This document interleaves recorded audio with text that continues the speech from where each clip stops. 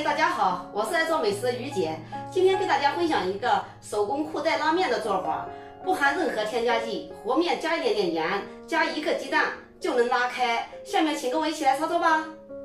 高筋面粉500克，水215克，盐3克，鸡蛋1个。把盐和鸡蛋都放在水里，给它搅散，用鸡蛋液和面，边倒边搅拌。先把它搅成絮状，然后下手给它揉成一个面团，随便给它揉一揉，然后盖住盖子醒面10分钟。经过10分钟的醒发，面团已经醒得很软，随便给它揉一揉，很快就会揉光。揉大约1分钟左右，盖住盖子再醒10分钟，然后再给它揉一次。我总共反复的揉了2次。揉好以后放在盆子里，然后我们来把案板给它摊上，放在案板上给它搓成长条，再给它切成大小均匀的小剂子，再把每个小剂子给它搓成长条，把模具下面刷点油，均匀的摆放在模具上。在摆放的时候不要贴得太紧，防止互相粘连。全部都摆完以后，上面刷点油，防止表面烘干，然后盖上保鲜膜，把剩余的3条放在上面。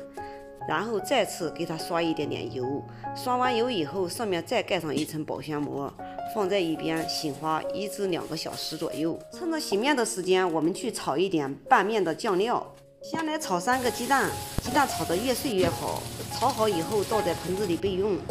现在重新起锅，锅里加3小勺的油，油热以后加葱、姜、蒜爆香，随后加胡椒粉，然后再加2小勺的豆瓣酱，给它炒出红油。红油炒出以后，倒番茄粒，给它一起翻炒。番茄炒至软烂成为番茄酱的时候，现在开始调味。首先加一点点蚝油，再加一点点老抽，再加一点点的生抽，再加一点点的麻油，再加一点点的鸡精，最后再加一点点的蒜末。我们的酱料就算炒好了。酱料炒好以后，倒入我们炒好的鸡蛋盆子里，上面撒一点点的葱花，给它搅拌均匀，放在一边备用。我们现在开始拉面。拉面之前要烧一锅开水，锅里开水保持沸腾，拉一条，然后就放进开水锅里煮就行了。今天孩子都还没下班，我是提前做的。要是想不让它互相粘连，必须要撒一点干面粉才行。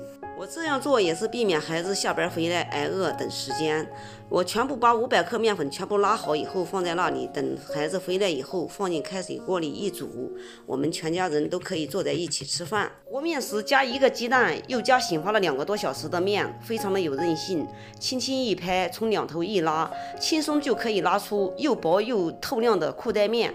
面全部拉好了，让大家看一下，看看我拉的面怎么样。我再拖过来让大家看一下，看看我拉的面又长又薄又有韧性，看见没有？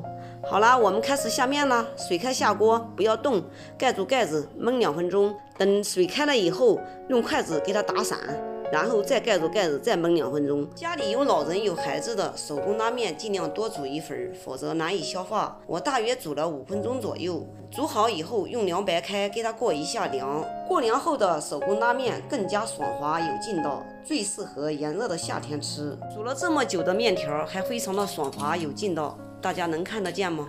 给它捞起沥沥水，然后放在碗里，放一勺我们调好的酱料，再放几个荆芥，给它搅拌均匀，装盘我们就可以开饭啦。看看想吃吗？想吃你也做起来吧。好了，今天的视频就给大家分享到这里吧。我是于姐，如果你喜欢我的视频，请不要忘记关注我哟。感谢您的观看，我们下期再见啦。